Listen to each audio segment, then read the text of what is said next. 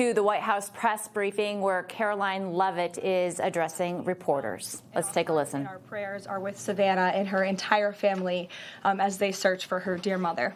I also have a quick scheduling announcement for all of you. Tonight at 7 p.m. during prime time, President Trump, Dr. Oz, and National Design Studio Director Joe Gebbia will officially unveil Trump RX, a state-of-the-art website for American consumers to purchase low-cost prescription drugs. This historic announcement will save millions of Americans their hard-earned money, so make sure to tune in tonight, and we will see all of you in the news media there. President Trump promised to restore law and order to the United States of America, and newly released data proves he is delivering overwhelmingly on this promise. A study from the Council on Criminal Justice shows that the murder rate across America's largest cities plummeted in 2025 to its lowest level since at least 1900. Again, let me repeat, to put this in perspective, this marks the largest single-year drop in murders in recorded history. This dramatic decline is what happens when a president secures the border, fully mobilizes federal law enforcement to arrest violent criminals, and aggressively deports the worst of the worst illegal aliens from our country. The numbers don't lie. Under President Trump in 2025, the FBI increased violent crime arrests by 100% compared to the prior year. The FBI also conducted more than 67,000 arrests from Inauguration Day 2025 to January 20th, 2026, which is 197% more arrests than the same period previously. The FBI also disrupted 1,800 gangs and criminal enterprises, a 210% increase from the year prior. The FBI has arrested 1,700 child predators and more than 300 human traffickers across the country. Since President Trump took office, 6 of the FBI's top 10 most wanted fugitives have been captured. Right here in our nation's capital, where you all live, so you know it well, whether you choose to report it or not, the president's efforts to make D.C. safe and beautiful have worked. As of last week, D.C. homicides were down 62%, motor vehicle theft down 53%, and 2025 had the fewest violent gun crimes of any year of available data in our nation's capital. For more proof that these tough-on-crime efforts are working, look at the president's Make Memphis Safe Again campaign. As of last week, there have been nearly 5,600 arrests made, and aggravated assaults are down 53%. Sexual assaults are down 53%, and robberies are down 70%. Again, that's just in the city of Memphis. 5,600 arrests have taken place because of this president and his Homeland Security Task Force that has surged into Memphis at the request of both the governor and the mayor in that city, a Democrat mayor, I will add. These are the results that can happen when Democrats and Republicans, when the federal government and state and local officials work together. And that's what Trump wants to see to improve public safety across our country. When you have a leader like President Trump who empowers good cops to be cops and to arrest bad criminals, American communities will become safer. Many of the media outlets in this room have expressed shock and confusion at these remarkable statistics.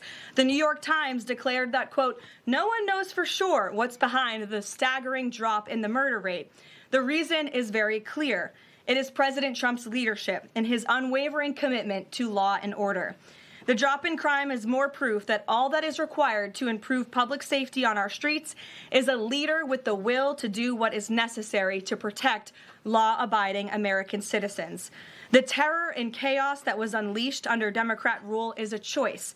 It's a choice to put violent criminals ahead of innocent Americans, a choice to force us all to live in fear because of soft-on-crime liberal politicians, prosecutors, and judges who lack the basic willingness to do their jobs and put dangerous people behind bars. On November 5th, 2024, the American people made a resounding choice that they've had enough of that, and that's precisely why they reelected President Trump. So even as Democrats and the liberal media are engaged in hysteria about this administration arresting and deporting violent, criminal, illegal aliens, the undeniable truth is that deporting these individuals is one of the primary reasons why America's streets are safer today than they were 1 year ago when President Trump assumed office. Former President Biden and the Democrats left our borders wide open, and President Trump and the brave men and women of ICE are removing these dangerous criminals. So here are just a few recent examples. Number one, a Venezuelan national and active Tren de Aragua gang member with a rap sheet including homicide, assault, child cruelty, domestic violence, and property damage. This is an individual I can assure you not a single one of you in this room would want in your neighborhood, whether you admit it or not. He entered the U.S. in 2022, and he was released into our country by the Biden administration. He is no longer here, thanks to President Trump. An El Salvadorian national and known MS-13 associate, previously convicted of homicide, conspiracy to commit homicide, and kidnapping, arrested for arson, battery, armed carjacking, and assault. He entered illegally in 2016, was released by the Obama administration, and ICE just arrested him on January 8th, 2026. This example shows you how many criminal illegal aliens have been roaming American streets freely because of a lack of attention to this matter from the previous administration, and President Trump is cleaning up their mess. A Cuban national and blood gangs member convicted of multiple homicides and robbery. ICE arrested him on October 27th and removed him on January 6th, 2026. Arresting and deporting these types of illegal criminals is precisely what the American people voted for. And despite desperate recent attempts by Democrats and those in the media to undermine the president's deportation agenda, these efforts are failing. Brand new Harvard-Harris polling shows overwhelming support for President Trump's efforts to protect law-abiding citizens from criminal illegal aliens. Nearly 8 in 10 Americans say criminal illegal aliens should be deported. A solid majority also support deporting all illegal aliens, regardless of additional crimes. And more than 2 in 3 Americans back the Trump administration's common sense requirement that state and local officials cooperate with federal authorities and work to hand over criminal illegal aliens in local jails for swift deportation. Finally, to prevent another invasion of millions of illegal aliens from happening again, President Trump and Secretary Noem delivered the most secure border in American history. 0 illegal aliens were released into our homeland over the past 9 months. This is a truly remarkable achievement. Again, 0 illegal aliens released into the country in 9 months. This is staggering, and it deserves more attention from all of you. Overall, Customs and Border Protection recorded the lowest total encounters in agency history. Daily encounters have fallen by 95%, averaging just 250 apprehensions at the southern border a day. This is compared to over 5,100 daily apprehensions during the Biden years. It's a night and day difference because we finally have a president who enforces the law and lets our law enforcement do their noble jobs of protecting our homeland. When President Trump campaigned on making America safe again, this is exactly what he meant, and the numbers and the results speak for themselves. With that, I will open it up to questions today. We're going to start with Daniel Baldwin from One America News, who is here religiously covering the White House beat every day. So it's good to see you in a chair instead of standing up today. Daniel, thanks for being here, and why don't you kick us off? Thank you, Karoline. It's an honor and a privilege to represent One America News in the new media seat. First question on that DHS funding bill. Funding runs out in the better part of 8 days or so. Democrats, at least verbally, are very dug in. What does the White House believe their end goal is when it comes to this funding fight, when it comes to immigration policy at large? What is their end goal when they're dug in a position like this at this point in time? Well, the president has 2 end goals. One is to obviously keep the government funded and open, and that includes the Department of Homeland Security, which does not just touch upon ICE and Border Patrol, but also FEMA, the United States Coast Guard, the United States Secret Service. These are brave public servants who work to protect our homeland. The president wants these individuals to get paid. Secondly, when it comes to any discussions about immigration policy, the president is never going to waver in his commitment to allow immigration enforcement efforts in this country and to support ICE and Border Patrol and the deportation of illegal alien criminals. I know Senator Schumer and Leader Jeffries sent over a very long list of demands, some of which the administration is willing to discuss. Others don't seem like they are grounded in any common sense, and they are non-starters for this administration. But we're not going to negotiate policy from the podium. I'm going to allow the president to do that, and any final decisions that are made will be made ultimately by him. But rest assured, he is never going to allow law enforcement in the jobs that they do, the important jobs that they do, to be undermined. And secondly, Karoline, the Department of Homeland Security put out a tweet a better part of an hour ago alleging that an illegal alien was involved in a major car wreck in Indiana, killing 4 people, and they allege that the suspect in question came in under the CBP-1 app under the Biden administration and received a commercial driver's license from the state of Pennsylvania. What is the White House's reaction to a situation like this? And what is the White House doing to crack down on cases like this where illegal aliens are obtaining commercial driver's licenses? Yes, this is another abhorrent example of the border crisis over the past 4 years, and it again exemplifies why the administration must continue and will always continue to fully back and support ICE and Border Patrol and law enforcement in their removal of illegal alien criminals from our country. For those who don't know, and all of you should report on it, 4 Americans were tragically killed and lost their lives this week yet again from an illegal alien, an individual who was paroled into the country by the Biden administration using the CBP-1 app, which they created like it was a magic pass for Disneyland. That's not how immigration in this country should work. And this illegal alien from Kyrgyzstan was traveling on an Indiana highway, and he failed to brake for a slowed semi-truck in front of him. He swerved into the lane, and he crashed into a van carrying 15 passengers, and 4 people were killed in that crash. This is another tragedy that could have been prevented if not for the wide open borders from the previous administration. That's why we now have a secure border. That's why this administration will continue to deport illegal aliens from our country. Thank you for being here. Garrett. John, thank you for your comments and your prayers for the Guthrie family. I have 2 questions related to the president's interview with NBC yesterday. Sure. At one point in the interview, the president said that he believes states are accumulating the votes for who wins the election. He says if they, meaning the states, can't do it honestly and can't be done properly and timely, then something else has to happen. What did he mean by that? Is he suggesting that the federal government count votes in elections? What the president is suggesting, and I just spoke to him about this, is that Republicans and Democrats in Congress should pass the Save America Act. This piece of legislation is going to ensure that states are abiding by federal election law by removing non-citizens from their voter rolls. In addition, the Save America Act will require voter ID to vote, and it will require proof of citizenship to register to vote.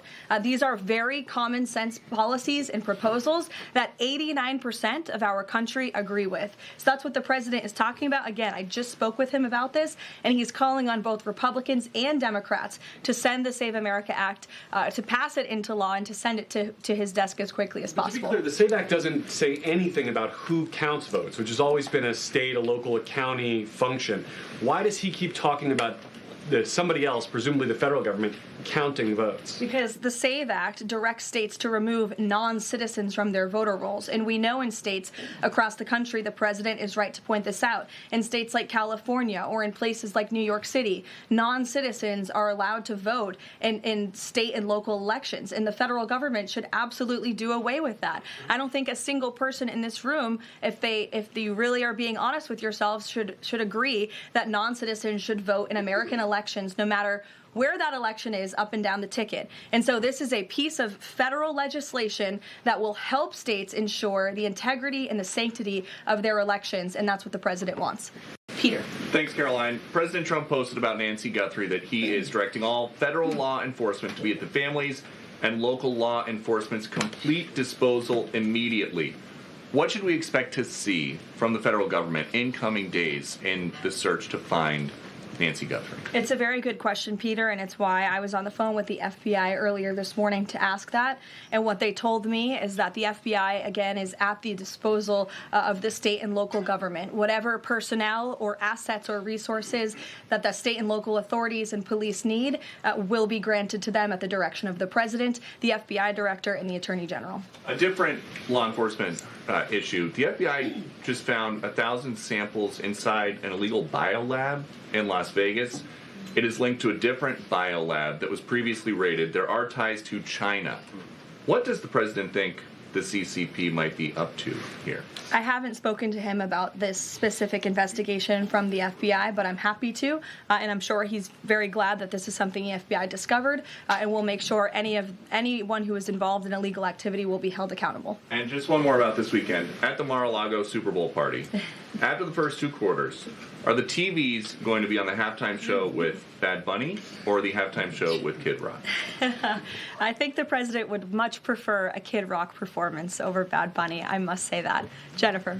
On the nuclear arms pact, we saw the president's post on that. Yes. But can you say, is there a temporary agreement with Russia to stand by the terms of the New START treaty while negotiations are happening? Not to my knowledge. Again, to your point, Jennifer, I just do want to reiterate exactly what the president said. He wrote just moments ago, the United States is the most powerful country in the world. I completely rebuilt its military in my first term, including new and many refurbished nuclear weapons. I also added Space Force and now continue to rebuild our military at levels never seen before. We are even adding battleships, which are 100 times more powerful than the ones that roamed the seas during World War II, the Iowa, Missouri, Alabama, and others. I have stopped nuclear wars from breaking out across the world between Pakistan and India, Iran and Israel, and Russia and Ukraine, rather than extend New START, a badly negotiated deal by the United States, which I will add was renegotiated under former President Barack Obama. Aside from everything else, is being grossly violated. The president wants to have our nuclear experts work on a new, improved, and modernized treaty that can last long into the future, and that's what the United States will continue to discuss with the Russians. Peter. Thank you, Karoline. Sure. Did President Trump himself ever ask DNI Gabbard to head down to Fulton County, Georgia? The president was asked and answered that question just yesterday. I've seen a lot of the media in this room get very caught up with the semantics of why Tulsi Gabbard is there. I will tell you why, and the president agrees with this, because election security is essential to national security. And as the director of national intelligence, it is a part of Ms. Gabbard's role to make sure that American elections are free of foreign interference and that American elections are safe and secure. And so the ODNI director is working with the FBI on this effort, and the president wholeheartedly supports both Kash Patel and Tulsi Gabbard in ensuring that American elections are safe, are secure, and are free of foreign intervention. Is there any indication that there's foreign influence? Federal law enforcement's involvement in the search for Excuse me one second. It's the media who has said that there's Russian interference in American elections. You guys have been saying that for many, many years. So the people, in Fulton County. well, the people in this room, considering that you all said for many years that Russia interfered in the 2016 election to help Donald Trump, you should all be very happy that we finally have an administration that is looking into that, and we'll be happy to keep you posted. Michael. With the FBI's involvement in the search for Nancy Guthrie now, has this search expanded nationwide outside of Arizona? And given Pima County's proximity to Mexico, is this now an international search? Well, Michael, that would be a question for state and local authorities as they continue to oversee the investigation at this time. Again, the federal government and the FBI have offered any and all resources, but the state and local authorities are still leading the investigation, so I would direct you to them. I'm certainly not in a position to talk about it. One other question, Karoline. Sure. Friday's talks with Iran, they were originally supposed to take place in Turkey. They've now been moved to Oman. Can you tell us the reason for that move? Look, the president, diplomacy is always his first option when it comes to dealing with countries all around the world, whether it's our allies or our adversaries. And so Special Envoy Witkoff and Jared Kushner will be traveling to Oman for those talks tomorrow, and we will see what comes of those. The president is standing by for an update from them. Sure, in the pink. Thank you, Karoline. Cuban leader Miguel Diaz-Canel said today that Cuba would be willing to engage in dialogue with the United States only without pressure, without preconditions, on equal footing, and with respect for sovereignty. But his government is denying what President Trump said, that they are already holding talks. How would you respond to that? I think the fact that the Cuban government is on its last leg and its country is about to collapse, they should be wise in their statements directed towards the president of the United States. But as I just reiterated, the president is always willing to engage in diplomacy, and I believe that's something that is taking place, in fact, with the Cuban government. Yeah, thank you, Karoline. So the Office of Personnel Management released a final rule today that makes it easier to fire government employees who are not doing their job, basically. Does the president believe that there are people in his his government still that are not following his agenda? That's a good question. I have not asked him about that. I mean, look, it's a very big government, right? There are thousands of people who work for the federal government here in Washington, D.C. This administration has been very much focused on ensuring that we have an efficient and productive workforce for the American taxpayer. There's not a day that goes by where we don't show up and realize we are public servants working on behalf of the American people, and everybody in the federal government best have that mindset, or they won't be welcome to work for this administration. So I think it's a good thing that the Office of Personnel Management put this rule out. I think if people aren't doing their jobs, if they aren't showing up for work, if they're not working hard on behalf of this president, they're not welcome to work for him at all. The New York City mayor is dealing with a $12 billion budget deficit. If he texted President Trump, would the president bail him out? I'll leave that answer to the president himself, Ed. Kristen, go ahead. One more follow-up on DNI Gabbard.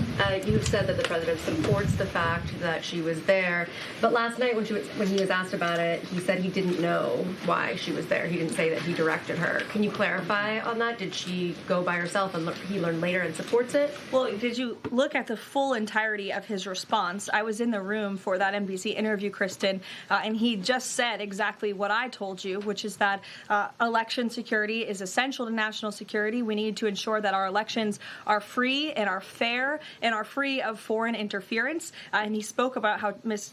Tulsi Gabbard is involved in that effort. So you're taking like the first three words that he said to one question and not looking at his entire response. Follow up on what you said about foreign interference. You talked about 2016 and Russian interference, but what we've learned from these Georgia officials is what was seized by the FBI were ballots from 2020 in this Fulton County election center. Do you have any evidence that there was international interference in the 2020 election in this election center? What I do have evidence of, and what the media seems to be undermining, is why Tulsi Gabbard is there in the first place. And I would point you again to federal law that clearly assigns the DNI and the office with the statutory responsibility to lead counter intel matters related to election security. This includes assessing risks to election voting systems, software, voter registration databases, and more, and analyzing foreign interference. And the ODNI is responsible for supporting the White House interagency action to secure our elections through intel analysis and vulnerability assessments. And they should be routinely collaborating with agencies like the DHS, the DOJ, and the FBI. So as for that question, it would be better suited to ask the Director of National Intelligence herself in her office. But what I'm telling you is that it is more than appropriate. In fact, it is Tulsi Gabbard's job to ensure that our elections are safe and secure. And that's exactly what she's been doing on the ground in Georgia. And I don't understand why anyone in this room, considering you're all American citizens, I believe, and like to vote in our nation's elections, should have any problem with that whatsoever. Now, thank you, Karoline. The president said that the administration should take a softer approach on immigration enforcement. He's also suggested for months that some migrant workers should be spared from these raids based on what they're doing. Is the administration going to continue to conduct large worksite raids as it seeks to target violent criminals? And can you clarify, is the federal government going to continue doing these deportation operations in blue cities where authorities say they don't want them?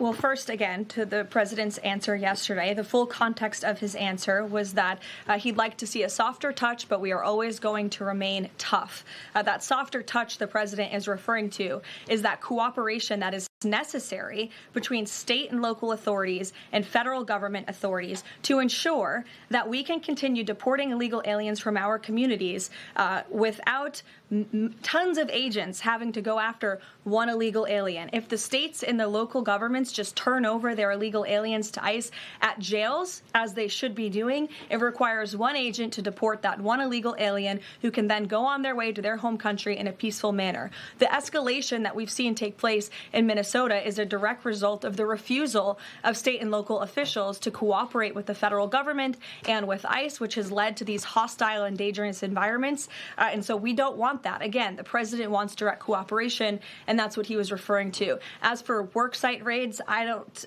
broadcast any future action that may or may not happen from the Department of Homeland Security. But again, the president's focus and the administration's focus is on targeting illegal alien criminals, especially those who have committed committed heinous crimes in our country, as evidenced by the few illegal aliens that I just shared with you here today. Will ICE and Border Patrol avoid going to other blue cities where the local officials are saying, we won't work with you, we don't want you here? Well, first of all, those local officials should be wanting to work with ICE. Why would any official, whether you're a Democrat or a Republican, want murderers and predators in your city? It makes zero sense. It's an untenable position. The only reason Democrats are taking that position now is because their entire party platform is just anti-Trump. It makes no sense for the American people. They should be calling this White House, they should be calling Secretary Noem, they should be calling Tom Homan, and they should be saying, we want to work with you to remove the worst of the worst criminals from our city. Please come here. So yes, ICE is going to continue to do their job in cities and communities across the country, but it certainly makes it much easier when we have that level of cooperation and corroboration at the state and local level. In places like Florida, where there has been the arrest of thousands, tens of thousands of illegal alien criminals. None of you talk about that, or none of you hear about that, because these operations are going seamlessly and peacefully. Why? Because there is an intimate cooperation between the state government and the federal government, and that's what the president wants to see in all 50 states. And the whites, yes. Hi, thank you, Karoline. Over the weekend, President Trump said that he was giving a serious look at endorsing in the Texas Republican Senate primary. We know that Minnesota and Georgia also have competitive, crowded primaries. Is he giving those races a serious look as well? Well, I'm not allowed to speak from the podium on any future political endorsements the president may or may not make, but I know that he is watching all of these races across the country quite carefully. I won't get ahead of him on any potential endorsements.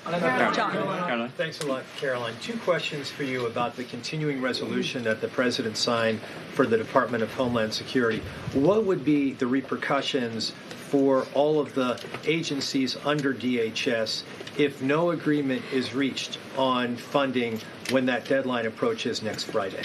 Well, there will be grave repercussions for all of those agencies, but more importantly, frankly, for the American people who those agencies serve. And that's exactly what the president and the White House want to avoid. Again, we want to keep the government funded. We want the Department of Homeland Security, of course, to be up and operationalized and continuing as necessary to protect our homeland, to secure our border, to ensure the brave men and women of the United States Coast Guard are getting paid, the brave men and women of the United States Secret Service who protect the president, the vice president, and frankly, all of you in this building every day continue to receive the paychecks that they so well deserve. And so that's why the White House will engage in these talks with Democrats. But again, the president is never going to cave on this administration's core promise to deport illegal aliens from our country. You said, Karoline, in your statement that there are certain proposals that Democrats are putting up that are non-starters.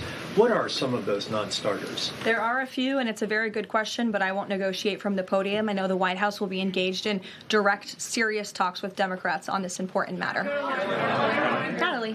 Thank you. In addition to launching Trump RX tonight, Trump has said that he wants to meet with insurance companies to lower healthcare costs. Do you have any update on when those meetings? Yes, he does want to meet with insurance companies. That meeting will take place. I don't have an update on when it will be on the schedule, but the purpose of that meeting will be to continue to negotiate with these companies to ensure that more money is going back to the American consumer. And you're all going to see that on full display tonight at 7 o'clock with the formal launch of Trump RX. I'm telling you, this is going to be a very cool and unique event, so everybody really should tune in. Can you clarify what the president said on the Diego Garcia deal? He said he didn't like it, now again he says he's for it.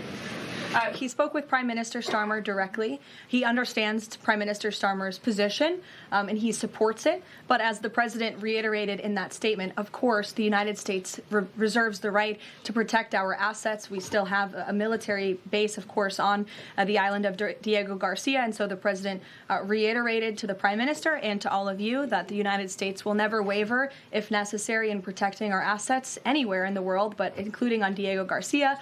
And he supports the Prime Minister's decision. Elizabeth. Just on that one, Karoline, can I ask you? Said that he's now seeking. John, I'll go to you after. The president said he's now seeking $1 billion from Harvard, considerably more than before. What changed here, and how are negotiations going?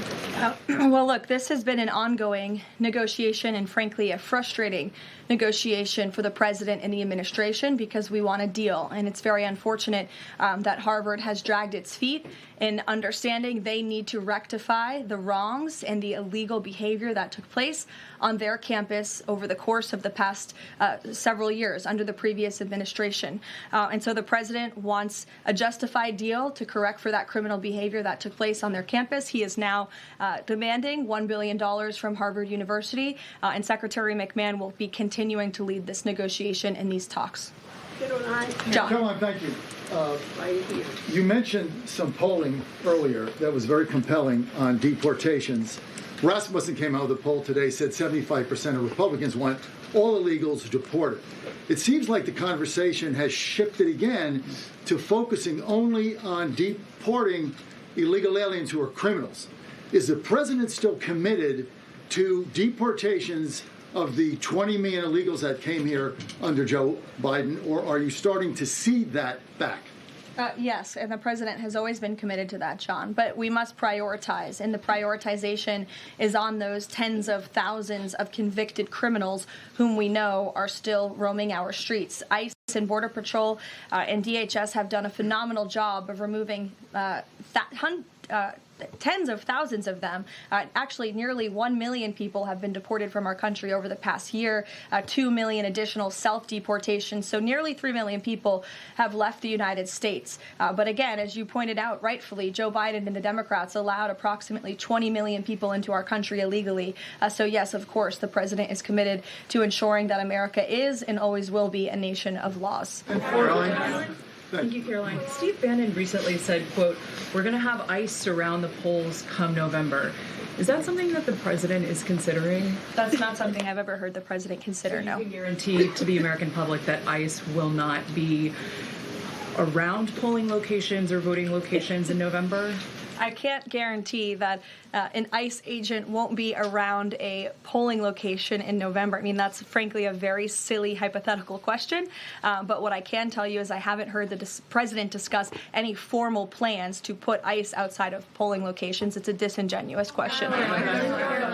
Caroline, I had two questions regarding DHS. The first one is, one of the Democrats' main demands for DHS funding was to demask ICE agents. Is this something that the president is even considering? Again, this is one of the specific points in the letter that went out by Senate Majority Leader Schumer and Hakeem Jeffries. I won't negotiate the individual points from the podium, but it is obviously something the White House will be discussing with lawmakers on Capitol Hill in the coming days. Is the administration concerned that the shakeup that we're seeing of DHS activity in Minneapolis could potentially embolden different obstructionist protesters around the country as they now have a playbook on how to get ICE out of their cities?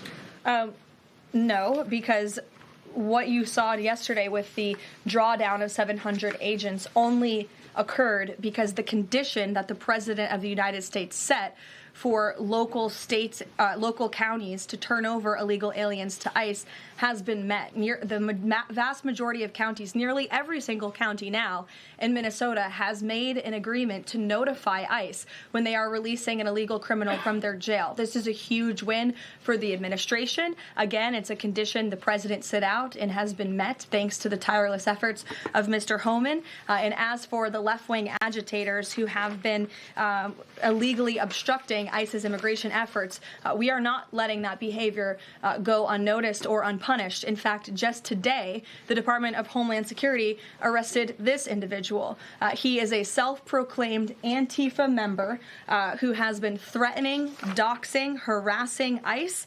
He called for the murder of federal law enforcement officers. He encouraged bloodshed in the streets of Minnesota. He proudly acclaimed affiliation with the domestic terrorist organization Antifa. And the Department of Justice, thanks to the great work of HSI and the FBI, was able to locate and arrest this individual today.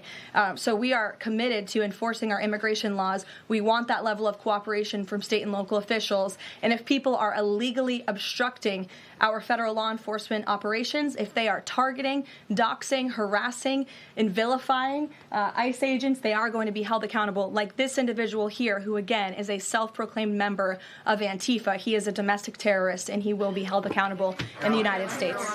Caroline, just to follow up on Garrett's earlier question, I mean, you've talked a lot about the SAVE Act. I know you spoke with the president about it before you came out here.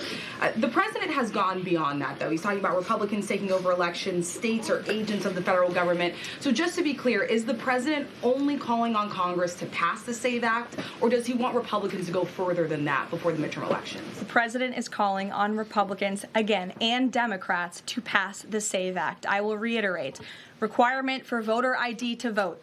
That should be something that no American should oppose. In fact, we know that the vast majority of Americans support it.